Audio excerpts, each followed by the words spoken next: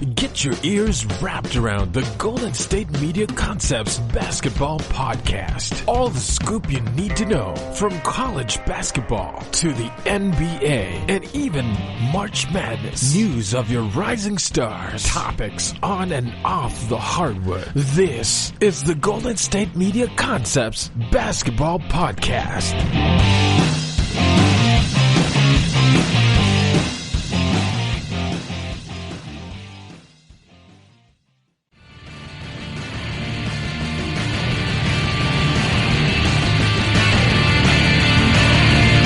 Welcome into the GSMC Basketball Podcast, right here on the GSMC Podcast Network.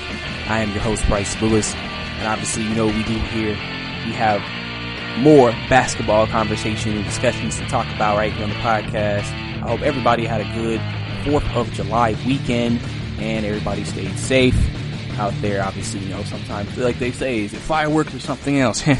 So, you know, all that happens and everything, but you know, so for the most part, you already know I'm gonna keep you guys updated on today's show about just more stuff around what's happening in the NBA.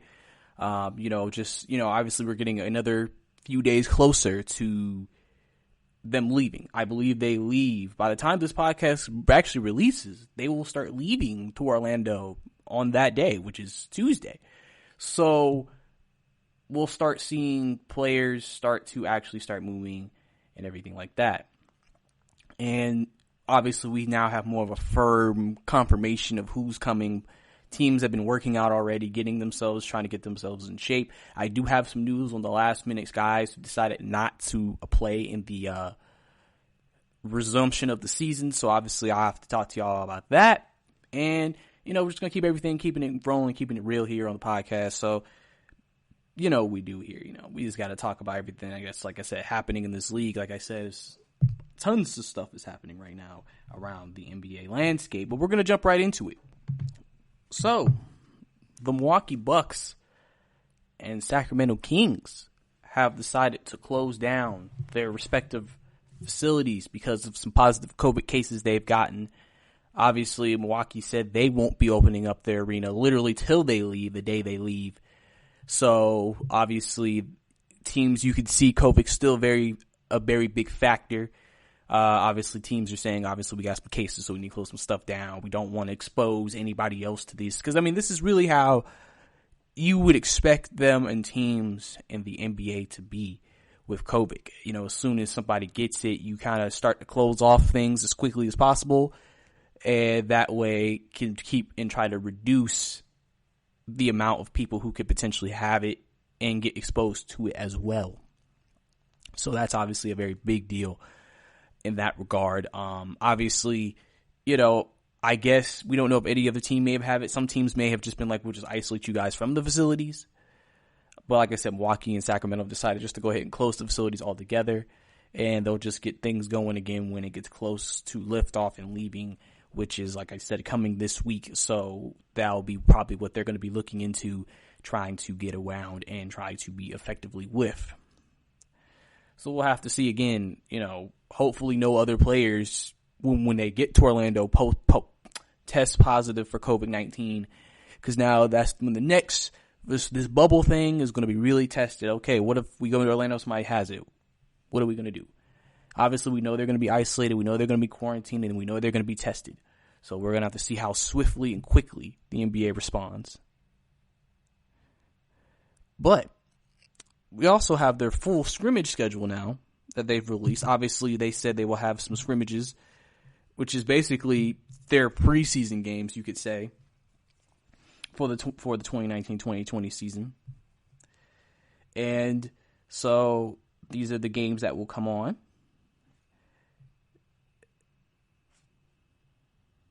So basically, here's the scrimmage schedule. I'll go ahead and give you all the games for the scrimmage schedule. So July 22nd, which is a Wednesday, is the first day they will have scrimmage games. And it'll open up with Orlando and the Clippers, and then Washington, Denver, and then New Orleans and Brooklyn, and Sacramento and Miami. If you've seen the actual pictures of the courts they'll be using, they'll be playing on 2 different sides, 2, 3, 4 different courts. So obviously I'm sure these games will go on those courts, even though all these times are not directly tied. But, for example, the Clippers and Denver game is only 30 minutes apart. And then they also have other arenas they will also be using at this time also as well. And then July 23rd, which is a Thursday, San Antonio will play Milwaukee. Portland will play Indiana. Dallas will play Los Angeles, the Lakers. And Phoenix will play Utah. Then, Friday, Memphis and Philadelphia, Oklahoma City and Boston, Houston and Toronto will be those games. And then the Lakers and Orlando on Saturday, Milwaukee and Sacramento, Miami and Utah, Clippers in Washington, Denver and New Orleans. And then leading into Sunday, Monday, the last 2 days of scrimmage games, Philadelphia and Oklahoma City, Phoenix and Boston, Indiana and Dallas, Portland and Toronto, Houston and Memphis, and then the last 4 or 5 games, Washington and the Lakers, Sacramento and the Clippers, Utah and Brooklyn, Orlando and Denver, and New Orleans and Milwaukee. So those are the games that will be on the scrimmage schedule. Obviously, continuing on, each team will play 3 scrimmage games before restarting the regular season, which will feature a shortened 8-game finish before potential play-in tournament or final seed in standard postseason. The NBA has continued to push forward with its plans to resume and eventually complete the 2019-2020 campaign despite a recent surge of COVID-19 cases in Florida. Several players have opted out of the restart. And like they said, I mean, listen, we remember what Adam Silver said about this before when he said, not everybody's going to play, because he said he understands it's not for everybody. We can't expect every player to be on board with this, and that's why we're not going to punish them for that decision. And obviously, we also know about the other concerns that have came into the bubble, which is obviously the Black Lives Matter movement potentially getting lost in the background if play resumes. But like as we know so far, the regular season will be back up July 30th, 2 days after the completion of Expedition Games, and run through mid-August, and the playoffs are set to begin August 17th and end October 13th, which is the last possible finals date that they have.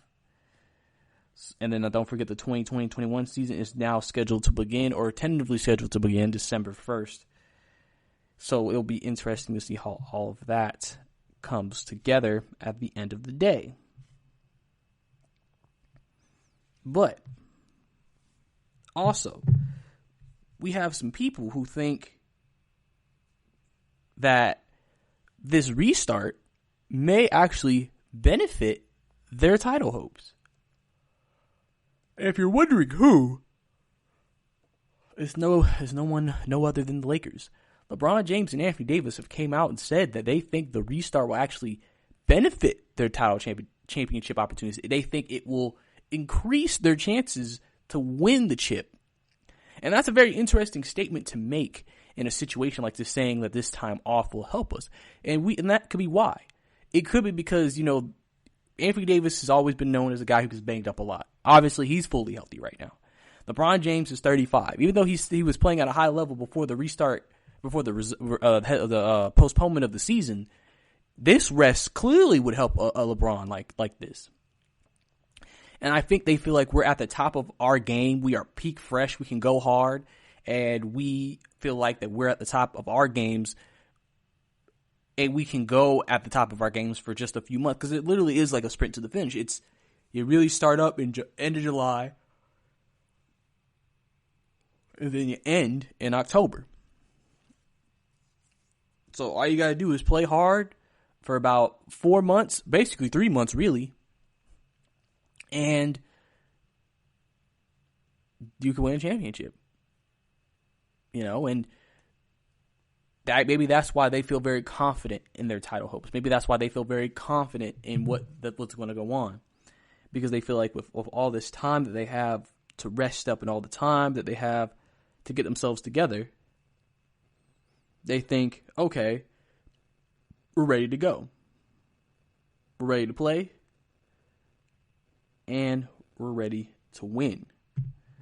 Because like I said, Anthony Davis said they're all rested and they're ready to go. Even without Avery Bradley and potentially Dwight Howard not coming. even though we still have to see if Dwight Howard is not coming, which will probably be when we're leaving on a flight decision. You know? Because, Anthony Davis told the Associated Press's Greg Beacham, it's just going to be about what team wants it more and which team can stay healthy. So I'm guessing Anthony Davis feels like their team can stay the most healthiest.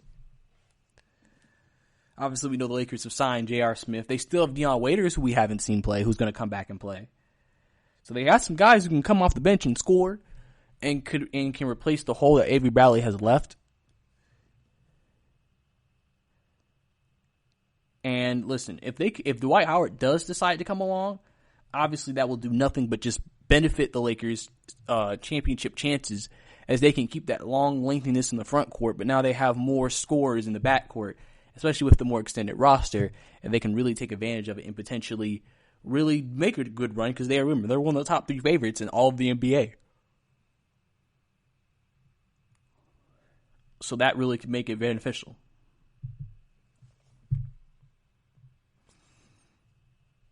So we'll have to see. We'll really have to see. If they really do stay healthy and they play at the level that we expect them to play at, I mean, really all you can do is sit here and think, well, why not them?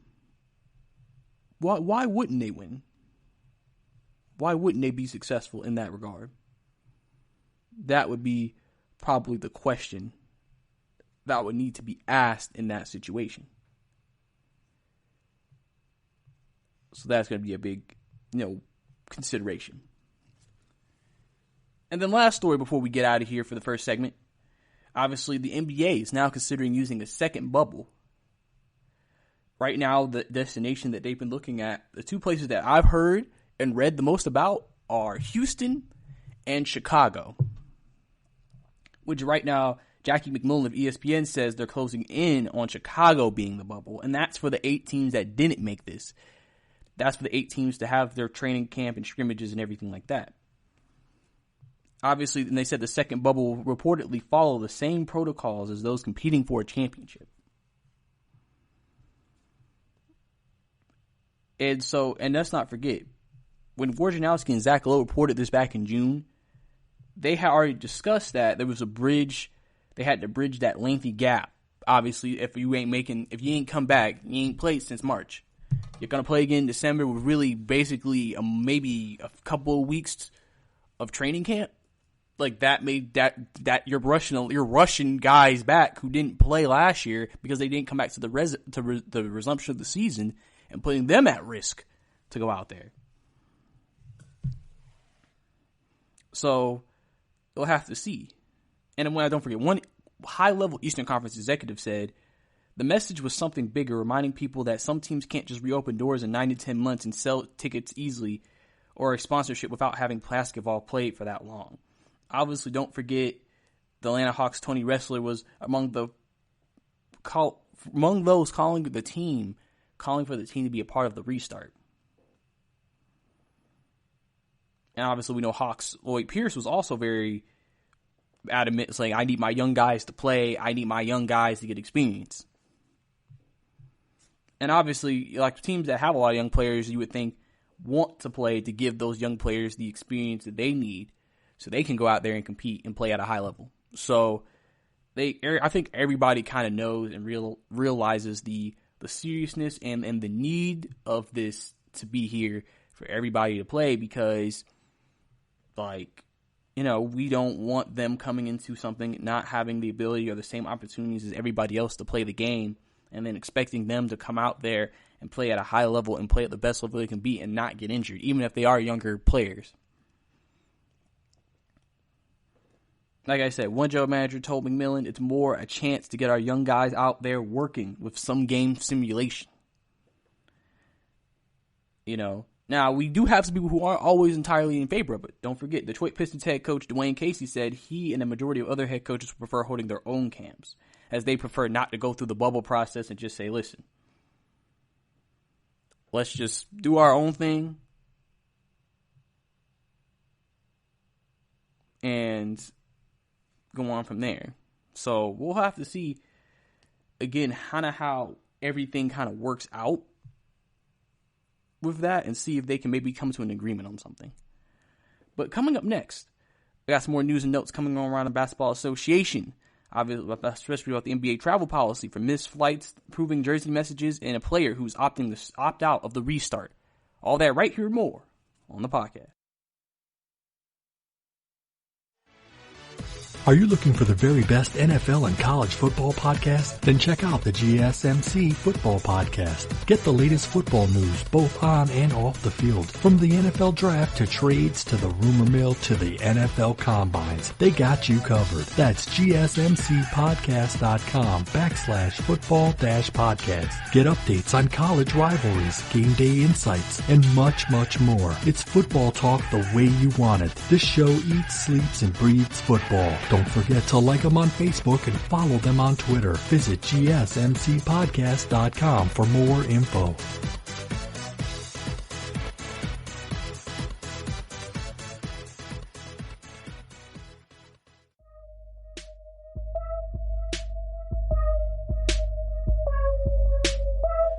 Welcome back to the GSMC Basketball Podcast.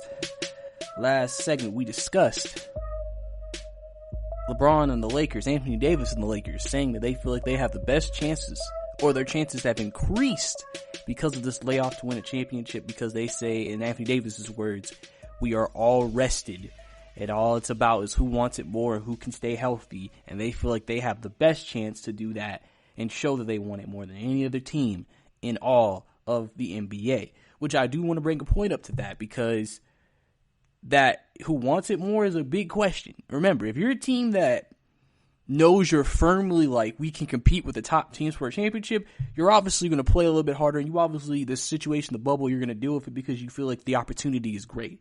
Teams that don't feel like that they can win it, you might see some teams give up before the playoffs even start, because they're just like, we're not going to beat them if this was a normal season. And then we're going to the bubble life. I don't want to do this bubble life anymore. I don't want to go through any of that anymore. You might see some players not play as hard as they usually would because of that, you know. Never want to accuse somebody of that, but you never know.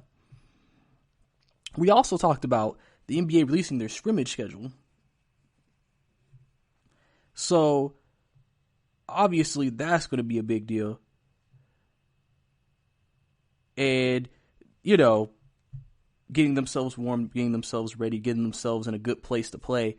You know, because obviously it's important to have those, like I say, call it preseason games before the season actually starts. And then obviously we talked about the NBA going to have a second campus as well. In Chicago, it looks like it's the destination for the other 8 teams that weren't called back to have a chance to get themselves back into shape and ready to go for the upcoming season. And also the Bucks and Kings shutting down for their facilities because of COVID-19 cases.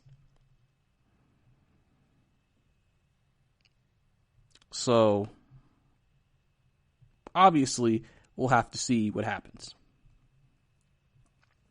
But now we're going to jump into some new news in this segment.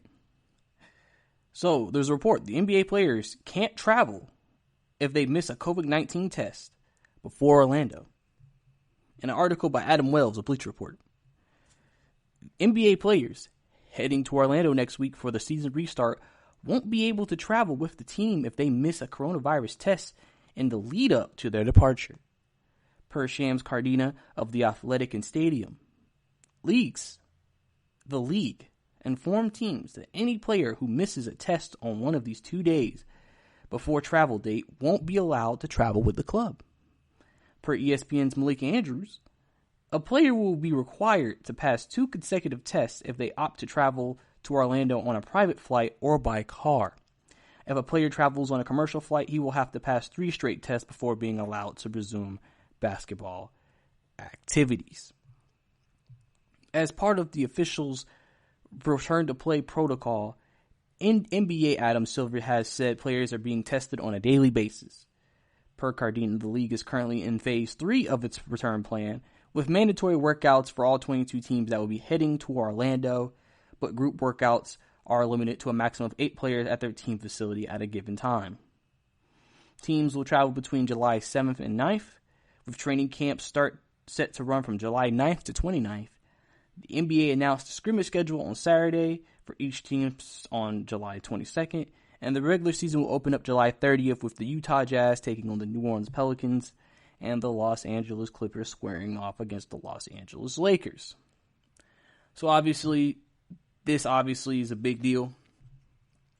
Just to make sure that, and just like I said, with protocol the NBA is trying to take, making sure every player goes through all the necessary steps to make sure they're not putting maybe anybody at risk potentially. Making sure, like, listen, if you don't want to travel with us, you got to do everything you got to do. So it's something that we'll have to see what happens when it's all said and done. Hopefully it won't be, I'm sure it won't be too big of an issue. You know, I don't expect this to be an issue that lingers for a very long time. I think this is something that just will stay around and stay, you know,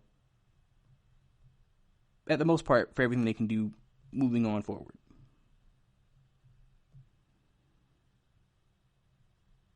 So we'll have to see. But also, another news. The NBA and the NBPA agree on an approved list of social justice messages for jerseys that players can wear on their jersey. This is by Tim Daniels of Bleacher Report as well. The NBA and the National Basketball Players Association reportedly reached an agreement Friday on a list of approved social justice messages that players can use on their jerseys when the 2019-2020 season resumes. July 30th, amid the coronavirus pandemic, Mark J. Spears of ESPN's The Undefeated provided the words and phrases that can take the place of a player's last name during the first 4 days of the restart at the Disney World complex in Orlando, Florida.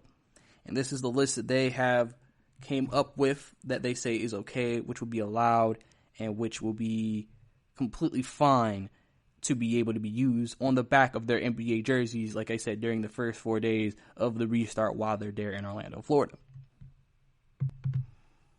Black Lives Matter, say their names, vote, I can't breathe, justice, peace, equality, freedom, enough power to the people, justice now, say her name, yes we can, liberation, see us, hear us, respect us, love us, listen to us, stand up, ally, anti-racist, I am a man, speak up, how many more, group economics, education reform, and mentor.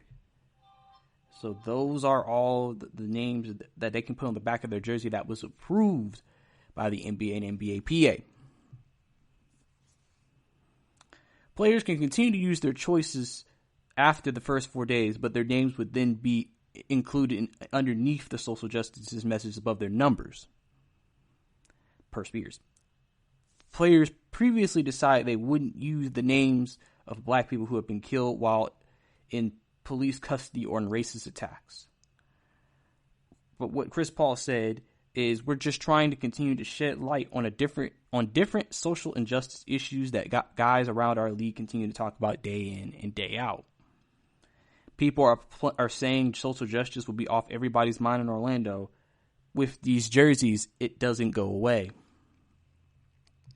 Several of the league's current and former stars have taken part in nationwide Black Lives Matter protests sparkled by the killing of black man George Floyd while in Minnesota police custody in May.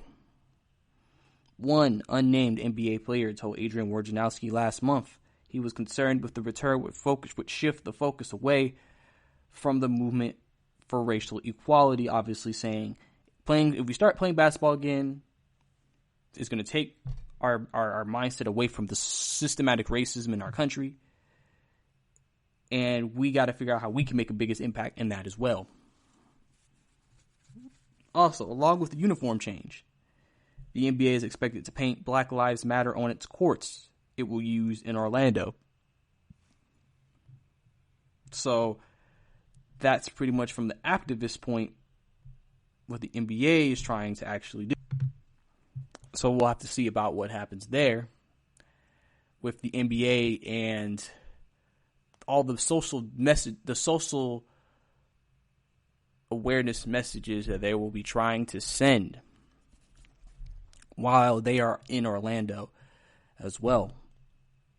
But other news, Victor Oladipo has decided to opt out of returning to the Indiana Pacers for the restart, very much dampening the Indiana Pacers' chance to get out of the first round, probably ending their season after the first round begins. Because obviously Victor Oladipo is still known as probably their best player when healthy, but also at the same time you understand why he did this. Even though he played in those regular season games, you have to understand it's different playing in games, getting your body back, and then going into the playoffs. So of course he would have played. Then, you're rehabbing an injury, and then you have to just stop playing. And then, okay, yeah, we need you to gear back up. I can understand he felt like the risk was potentially not at a point where he could take that chance. And then he could still play for the Indiana Pacers and still yet feel like he would be the healthiest he could be and not potentially have a chance for a re-injury potentially or something like that. Because obviously that would be a big thing moving forward. So I think you have, for the most part, to respect the decision that they've made and the decision he's made. Because, he probably wants to make sure I can be the healthiest I can be for the Pacers. I can play my best for the Pacers. And I'm not risking my health in that regard of re-aggravating, maybe re-rupturing, re-tearing. And I think that's the biggest thing. And I think that's the biggest thing that we have to look into, we have to look at. Because a lot of players opted out of returning to play the season just because of potential injury risks. Children, obviously, is a factor. They have free agency coming back, but they feel like, what if something happens to me? I can't afford to take that chance, and then I lose out on money for a season that maybe there was not even any worth playing for. I could understand Bertans on Washington. Washington's not going to do anything. I mean, if they make it to the playoffs or even have a chance to get played into the playoffs, okay, cool. But outside of that, what else? There's not really any real expectations there. And I'm in line to maybe get a good deal this offseason in free agency because he's shown he can play. Where if he was on the Lakers, he may be like, okay, I'll come back because I can win a chip. And if I can stay healthy and be a big part of that might increase my pockets even more. So it's definitely understandable why he made the decision he made not to return. And there was no reason why no one should be mad about that decision because he just made a decision that he felt like was just what was best for him in the long term. And I think that's how it feels. And that's how it is. But then we're going to get to our last story here before we get out of here. The Jazz, Rudy Gobert says relationship with Donovan Mitchell isn't perfect. Obviously, as you know, when all this COVID stuff happened in the NBA, this started because Gobert tested positive for COVID-19, which made the NBA shut down their entire season of operations. And then a couple of days later, you found out Donovan Mitchell had COVID-19. And a lot of people were blaming Rudy Gobert for that because they feel like he was being irresponsible knowing that we had a pandemic. I mean, at the time, that wasn't necessarily going on, but was coming. And so it's just their personal relationship off the court probably isn't the best. But they are saying that in terms of the basketball relationship, it's good. They're on the same page. They're on the same level, and they're still in a good spot. So, to me, I think that's something that, is real. And, listen, Gobert acknowledged it, speaking to reporters last Friday. His bond with Mitchell isn't perfect. But as long as we respect one another, share the same goals, and do what's best for the team, that's what matters. And his comments come after Donovan Mitchell told reporters Thursday that their relationship was good. And to expand on that quote, basically he said, right now we're good. We're going out there ready to hoop. And I think the biggest thing that kind of sucked was that it took away from the guys on the team. It took away from what the guys on the team were trying to do. So obviously that was the biggest thing overall. We'll have to see. But I also want to read you this quote that Rudy Gobert said, with also discussing the relationship. He said, obviously, when you have a whole world judging you or threatening you or sending you a lot of negative energy and stuff like that, it's something that I would say is not easy as a human being. But at the same time, people are just judging you on the perception that they have and the perception that you get from sometimes it can be one picture or one video or one interview or one action, so people don't really know you. So obviously this is going to be big. And now obviously they're both eligible to get big contracts, but it seems like Rudy Gobert might be out the door because I would feel like the franchise would prefer Donovan Mitchell over Rudy Gobert at the end of the day. So we'll have to see how that all comes together. But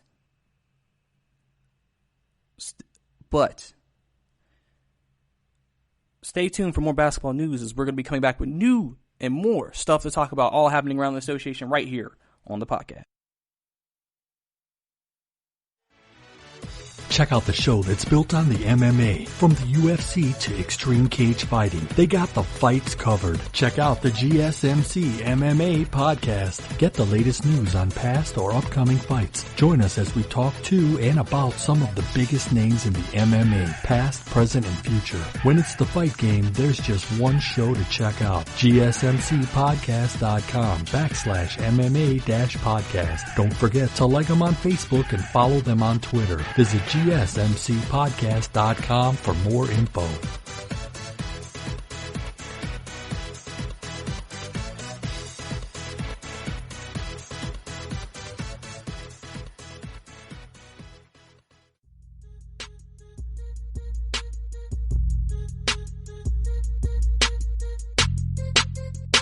Welcome back to the GSMC Basketball Podcast. Last segment, we discussed many different things on here on the podcast, like Victor Olidipo opting out of the NBA restart, citing his health and his rehab as the reason, as he wants to continue to try to get healthy. Obviously, like I said, coming back from an injury like he did, getting himself into game shape through playing games, then having the season stop, it was a lot to ask him to then start back up again when you're going at a full sprint and hopefully not re-injuring that quad or rupturing the quad again, which would definitely put a damper in his career. Also, we discussed the NBA travel policy for missed flights, as they have their policy for if you do decide to go either a separate flight than a team flight, or if you missed it altogether or missed a test, which would then not allow you to also come on a flight. And also, the NBA improved its jersey messages. I read all of them last segment, all the messages that the NBA had improved that you can put on your jersey. So now, obviously, we're going to get into some more basketball news. And we're going to talk about J.R. Smith, as the Lakers' J.R. Smith says he went through a very depressed state while being out of the NBA. This sometimes happens to players who, has played the game, and sometimes you're out of the league for the first time, and you sometimes wonder, should you give up? Should you quit? Do people want you anymore? And it can put you in a very defensive state, in my opinion. I think that's definitely something that possibly can happen. Recently signed Los Angeles guard J.R. Smith said he was in a very depressed state while he was out of the NBA for a better part of 2 years. Because remember, he hasn't played a game since 2018. So it's almost been 2 years, or basically 2 years, since he's actually played in an NBA game. Smith even said he had to stop playing NBA 2K video games because they served as a reminder that his career could be over. And obviously, I pointed out to you just now, like a guy, like when you've been in the league for so long, then you get older, and then one off season, 1 day, 1 week, 1 month, teams don't call. You wonder, is that the way the league looks at you now? Is we've moved on, we've moved past, we're looking in a different direction? All of those are questions, and I'm sure JR had those questions as well. Smith, 34, last played for the Cleveland Cavaliers in the 2018-2019 season, appearing in 11 games and averaging 6.7 points, 1.9 assists, and the two sides mutually parted during that season. He sat out the rest of the year before he was officially waived last July. He went unsigned heading into this past season, but with Avery Bradley opting out of the restart in Walt Disney World Resort, Orlando, Florida, and because of his concerns for his family amid COVID-19 pandemic, the Lakers decided to fortify their depth chart at the guard position. Given Smith postseason experience and familiarity with LeBron James from their time together in Cleveland, he was a logical fit. It remains to be seen how much playing time he'll see. However, with players like Danny Green, Katavius Caldwell-Pope, and Alex Caruso, Dion Waiters also available to the position. JR is a really big X factor. If you get the JR who can hit 5 threes in a playoff game, then yeah. One of the scouts told Sam Emick of The Athletic, but I don't know what JR looks like right now. Because remember, he hasn't played in a while. And he is in his mid-30s, so we don't know where J.R. Smith is with his conditioning. And, also we got to see, will J.R. even crack the rotation? That even could be a question. Is he even going to crack the rotation? So we have to see, can J.R. Smith shake off this long ring rust? Can he crack the rotation? And how much does he still have left in the tank? But we know clearly that J.R. Smith is very happy to be back in the league. For sure. So,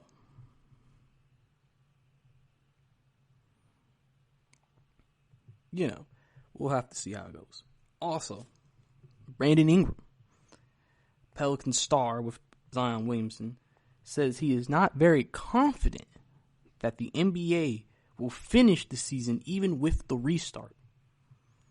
Timothy Raff from the Bleacher Report wrote an article about this. The NBA is set to resume the 2019-2020 season at the Walt Disney World Resort in Orlando, Florida, on July 30th. But New Orleans Pelicans star Brandon Ingram told reporters Monday he's not very confident the league will actually be able to finish the season amid the COVID-19 pandemic. There is something that's never been done, and there's a lot of question marks, his teammate Lonzo Ball said. There are major question marks heading into the NBA restart given the spike in coronavirus cases around the United States and the complexities of gathering 22 teams to conclude the season, even with those teams quarantined in Orlando and subject to rigorous testing and safety protocols. While some leagues around the world have had great success minimizing the threat of COVID-19, the English Premier League didn't even have a single positive test in its most recent testing. Other leagues have hit major complications. Most notably, FC Dallas, the soccer team in MLS, had announced Monday that it had been withdrawn from MLS's Is Back tournament after 10 players and one coach tested positive for the coronavirus. The NBA has had some players withdraw from play, most notably Lakers guard Avery Bradley and Brooklyn Nets center DeAndre Jordan, but no major stars have chosen to sit out at this point. If major stars do test positive for the coronavirus in Orlando and are forced to miss some time, however, especially once the playoffs begin, it will be fascinating to see how the NBA reacts. Namely, will they want to proceed with a postseason devoid of some of the game's biggest stars, potentially? That's a hypothetical for now. And for now, players like Ingram are planning to compete for the title in Orlando, Florida. But as players like Ingram and Ball demonstrated Monday, there are real doubts within NBA circles about how or if the league's restart will actually work. Which again is obviously makes sense. There's a lot of questions. And there's a lot of what ifs. And so you can't be, and like I said, you've had plenty of players come out and say, listen, I'm just not sure if this restart is going to work as well or as successful as we want it to or we expect it to. I think that's kind of the biggest question right now with everything that's going on right now. And we have to decide, is it worth trying to finish it to make it to that point? So we'll have to see what really could happen here. Because there's just a lot there that we're unsure of. There's a lot there we're unsure of, and you have to kind of wait around and see how it actually ends up happening here. But now we're going to go through a list that Bleacher Report created talking about who are current Hall of Famers on every team's roster. So for the rest of the show, for the most part, we're going to go through who are the Hall of Famers that Bleacher Report says is currently on each team, and some guys maybe that are on the bubble, locks, or rising stars. We're going to discuss all that here and more. So we're going to get right into it. The first team on this list, obviously they're going in alphabetical order, is the Atlanta Hawks. The two locks, the two players that they could see as Hall of Famers for sure are Trae Young, even though he's also a rising star because, he's still young, but they think Trae Young, and obviously Vince Carter, who just retired, we all expect Vince Carter to be on the Hall of Fame. Let's just be honest here. So those are the two players on the Atlanta Hawks. Obviously, another rising star they have on this list that isn't necessarily in it yet, but is someone who could, is John Collins, because of the fact that he's been averaging 20 and 10 a game, and if he continues to do that, if he did that for 10 years, I don't see why he wouldn't at least be considered probably one of the top power forwards in the game, and maybe even be, depending on how his career ends up, a guy who could be in that Hall of Fame discussion, potentially. So we can't rule that out, but those are the guys that they say for the Atlanta Hawks. Boston, Kemba Walker and Jason Tatum are the two guys they look at as Hall of Famers or potential Hall of Famers. Obviously, Kemba Walker, I think Kemba Walker is probably the most debatable one. People are going to wonder if he could be. They say he's on the bubble. He's a guy, depending on what happens in his career with Boston, if he continues to make great moments and great plays, he could get in. Jason Tatum, if he continues on this superstar approach, you would expect a guy who was a superstar for a legendary franchise like the Boston Celtics to be a Hall of Famer when it's all said and done. So these are two guys that definitely are probably the most likely to be Hall of Famers out of the current teams and the current rosters that are currently assembled. We have the Brooklyn Nets, obviously Kevin Durant and Kyrie Irving. Kevin Durant, I think everybody knows, since he's always been mostly a top 5 player since he's been in the league, high expectations that he'll probably end up being a Hall of Famer when it's all said and done. And Kyrie Irving is probably one of the best scoring guards we've ever seen in the NBA. And that alone might be good enough to get him in to the Hall of Fame, even though they say he's on the bubble here. If they win a championship together, I think this definitely puts Kyrie Irving's case as a much better chance, because remember, he'll be a 2-time champion. Remember, he hit that game-winning clinching shot against Golden State in the NBA Finals the first time, and he is, like I said, he is known as some of the best handles and one of the best finishers the game has ever seen. And I think with all of that, that would be what you would think to make the Hall of Fame, as long as his health stays good. Irving's biggest issue is his health has not always been the best. Obviously, currently on the Charlotte Hornets, nobody. They have nobody who are currently on the bubble, rising stars, or locks. I mean, they have some young talent, but none have achieved enough to say they're on a Hall of Fame path, which is understandable. And that's one of the reasons why people have always questioned Jordan's decisions, because when was the last time, maybe since Kemba Walker, they've had a player that you could even think could be in that realm. The Chicago Bulls right now are the same way, just because their players are just too young. Maybe Zach LaVine as a rising star, but we don't know. Zach LaVine may just always be a nice player, but he'll never be anybody who you may look at and say he's worthy of the Hall of Fame. Lauri Markkanen, maybe. He's still young. I mean, the thing about this list is these are very young guys. I mean, listen, if one of them has a breakout next couple of years and we can be talking about this list again, if they made another one, say, okay, yeah, he can make the Hall of Fame, maybe.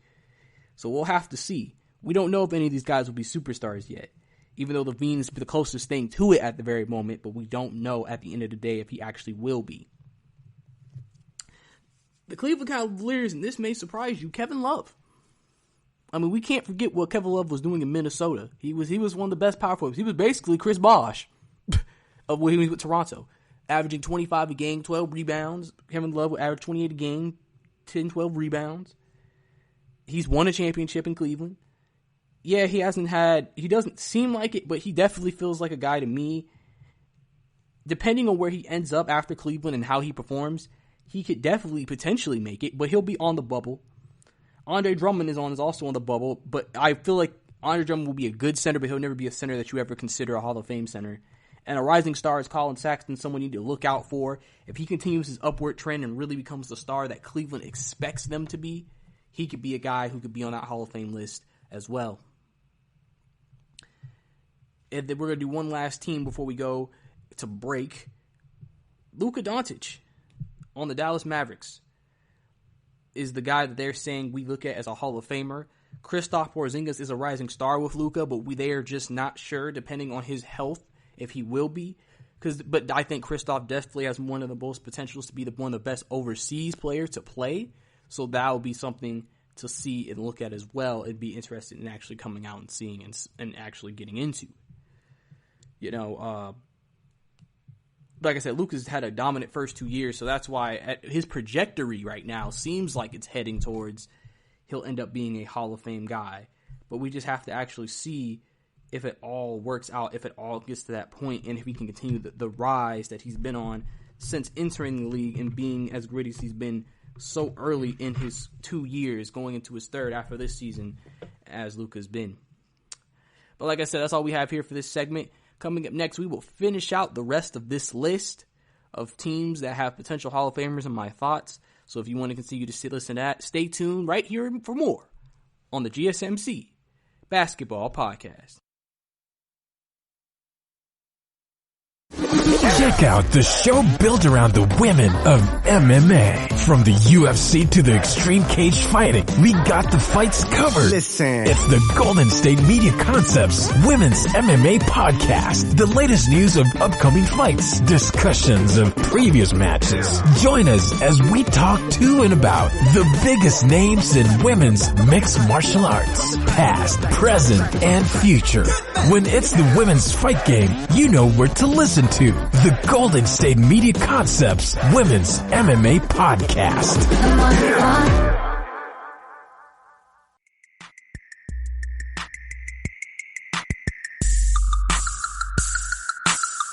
Welcome back to the GSMC Basketball Podcast. Last segment, we discussed the story of J.R. Smith being depressed before getting the call from the Lakers to come back, obviously going through the struggle of not being able to play the game that he loved and how it affected him, even having to stop playing 2K because of it. We also talked about Brandon Ingram being honest and Lonzo also being honest that they're very unsure about the NBA restart, and Brandon Ingram isn't very confident that the NBA can actually finish the season. So that's obviously something we're going to have to keep an eye out for. So, obviously there's player circles that are not feeling very confident about what's going on right now with the NBA restart, the bubble, and all the protocols the NBA have been trying to take to try to ease those concerns. And then, after that, we got into a list compiled by Bleacher Report talking about how many teams have people they see as Hall of Famers currently on their rosters at this very second. And obviously, we didn't finish last segment, so we're going to continue and pick it back up this segment.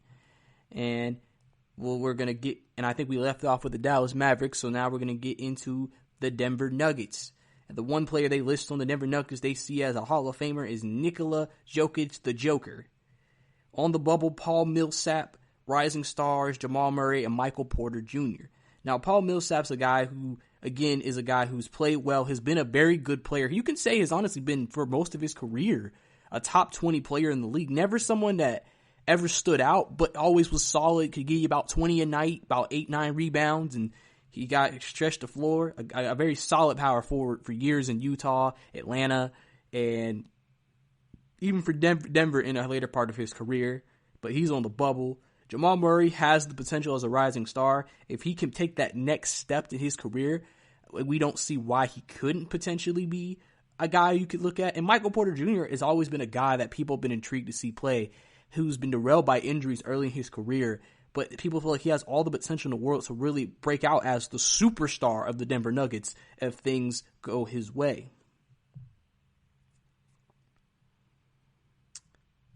But then we go on to the Detroit Pistons. Obviously, there's two players that are on the bubble for Detroit, Derrick Rose and Blake Griffin. Blake Griffin, I think people feel like, it's like Blake Griffin's a guy, if he makes it, he won't make it in first ballot, he'll make it in a little later in his career.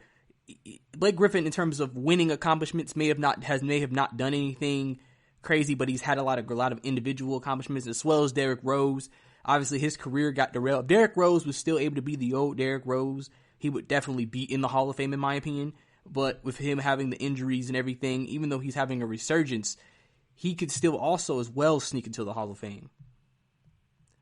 with the Golden State Warriors, it's clear as day. Steph Curry, lock. Klay Thompson, lock to me.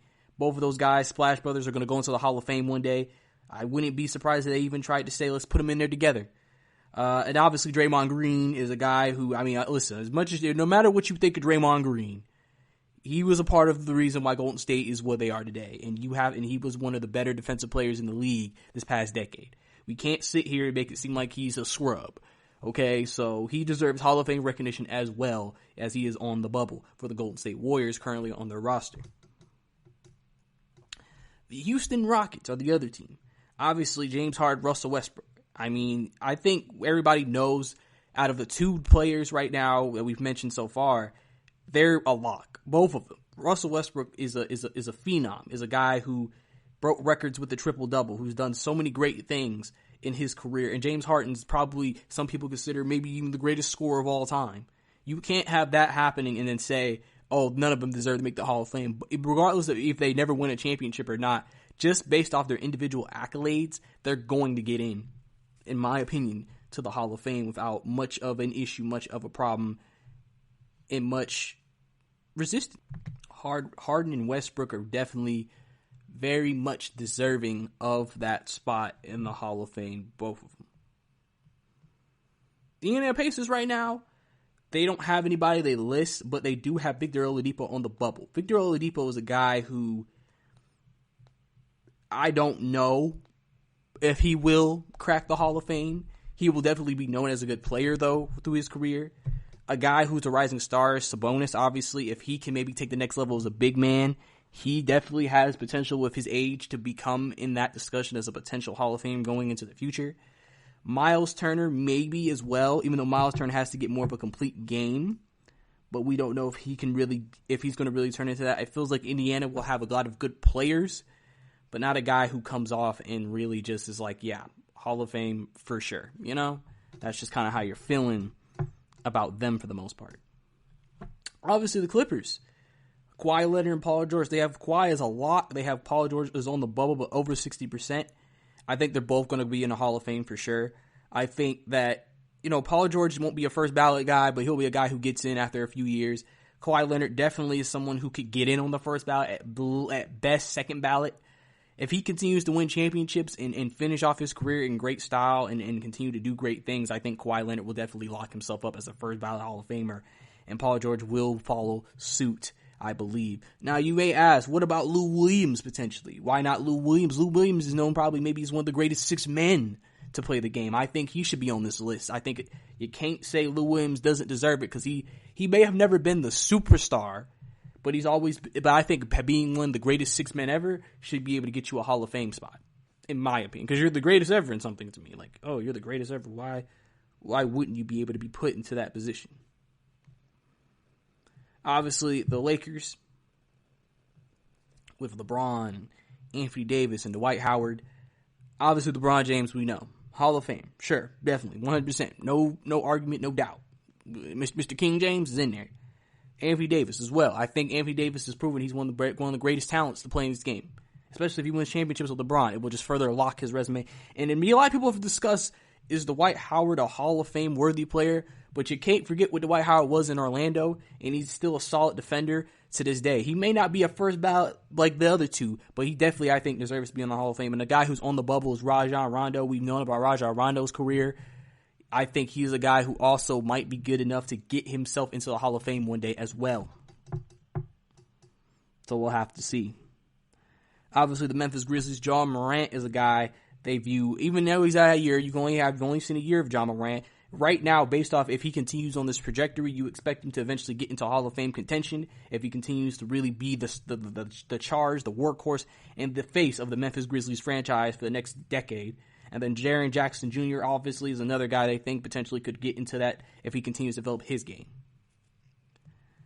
The Miami Heat right now, Jimmy Butler is a guy who they look at on the bubble, is a guy who could be in the Hall of Fame. I think Jimmy Butler definitely, again, probably won't be a Hall of Fame first ballot lot, but a guy who I think will, with his tenacity and his improvement in his game and everything he will do for it in his career, I think should be able to get in.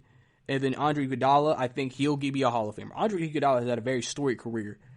I mean, remember, he has done a lot of things. He's won championships. He's made plays. He's done a lot of things. I think Iguodala definitely deserves to be, in that race. He deserves to be a Hall of Famer. And then Bam Adebayo is a rising star. If Bam Adebayo continues on the path in the route he's going on, you definitely see him becoming a Hall of Fame player in the future as well.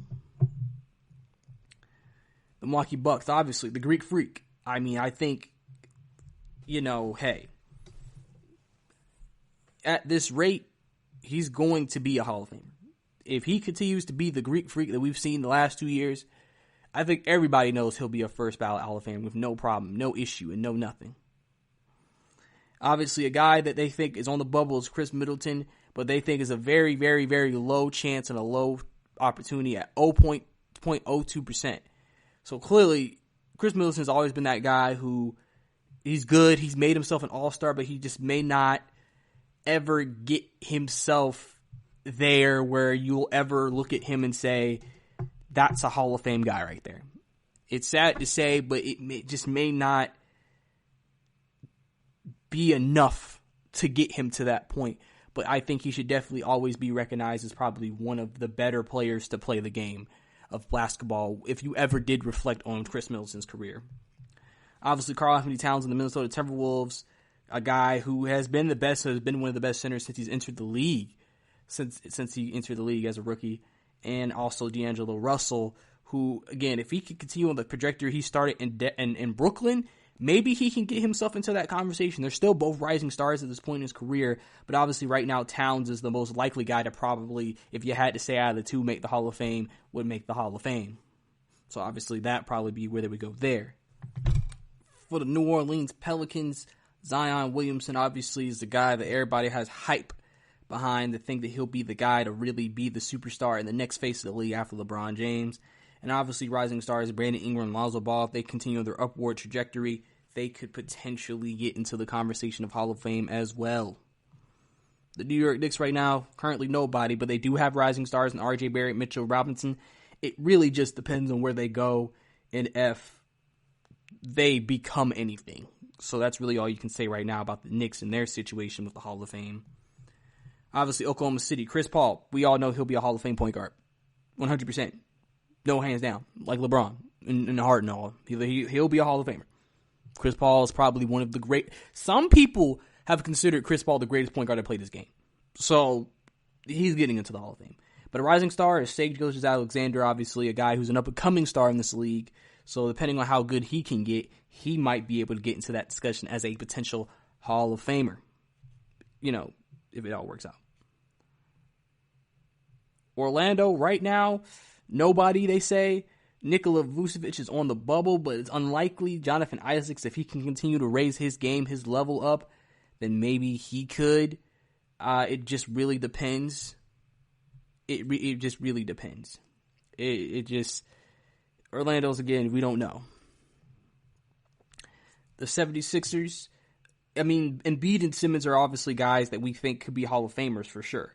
The rising stars, Embiid has the trajectory of to be the best player in this league, a lot of people think. And Ben Simmons, if he can get a jump shot, has the ability to be the best player in this league as well. So they both have the potential to be Hall of Famers for sure. I think that's something. Al Horford obviously could make the Hall of Fame just based off his storied career. Again, not anybody who will stand out, but a guy who you would definitely think maybe with respect, could potentially get there. The Phoenix Suns right now, they're not going to say Devin Booker, even though I think Devin Booker potentially, as he is probably one of the most underrated players, I think, in the game of basketball based off his career just because of the Suns' success. And DeAndre Ayton, if he can continue on his upward path as a center, could potentially get himself into that conversation. The Portland Trailblazers right now, Damian Lillard and Carmelo Anthony. Carmelo Anthony we think is going to be a Hall of Famer when it's all said and done regardless. Damian Lillard is definitely on his way to be a Hall of Famer when it's all said and done. CJ McCollum, I'm surprised, isn't on this list. But I think he could maybe get into it. Maybe not, but he'll probably be on the border, like a Chris Middleton to me. So we'll just have to see. Sacramento as well has 0 people on this list, but they see De'Aaron Fox and Marvin Bagley as two potential rising stars. I'm surprised they don't even have Buddy Hield on here. So we'll have to see, what happens there. If he would have to, we would have to see if Buddy Hield can maybe get himself back up there. But Bagley and De'Aaron Fox for sure are up there. The Spurs, LaMarcus Aldridge, I think some people think he'll get into the Hall of Fame based off his career. And DeMar DeRozan potentially could get into the Hall of Fame based off his career. We just have to see how everything works out at the end of the day when it all comes down to it. So, once again, these are guys that have had great careers, but we don't know if it's good enough to get them into the Hall of Fame.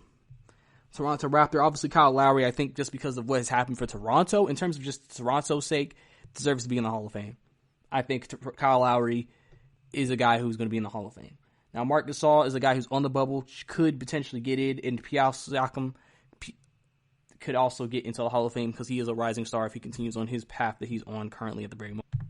And then the Utah Jazz, right now on the bubble, Rudy Gobert, as he could get in, is probably, like I said, one of the better defensive players of all time. And then Donovan Mitchell is another guy who could get in there if he continues to be a star in Utah. And if he can get Utah potentially to more serious championship contention and maybe the finals, he definitely has a chance himself to get in there. And obviously, Mike Conley, maybe, but we don't know. We'll have to see. And then the Wizards, obviously, are the last team. John Wall, Bradley Beal, both players, you may not say locks, but they're definitely players I think definitely have a good chance to make the Hall of Fame if they continued being stars in their respective careers. And if they were able to make a breakthrough together, even by themselves on separate teams, that could also help. But that's the list of teams or players that could potentially do it and potentially make the Hall of Fame currently on rosters at the very moment right now in the league. So there you go right there. But thank you for tuning into the GSMC Basketball Podcast right here on the GSMC Podcast Network. I am your host, Brice Lewis. I hope you have a good day. Don't forget to listen to our other amazing podcasts here at the GSMC Podcast Network. And thank you and have a good day. You've been listening to the Golden State Media Concepts Basketball Podcast, part of the Golden State Media Concepts Podcast Network. You can find this show and others like it at www.gsmcpodcast.com. Download our podcast on iTunes, Stitcher, SoundCloud, and Google Play. Just type in GSMC to find all the shows from the Golden State Media Concepts Podcast Network, from movies to music, from sports to entertainment, and even weird news. You can also follow us on Twitter and on Facebook. Thank you, and we hope you have enjoyed today's program.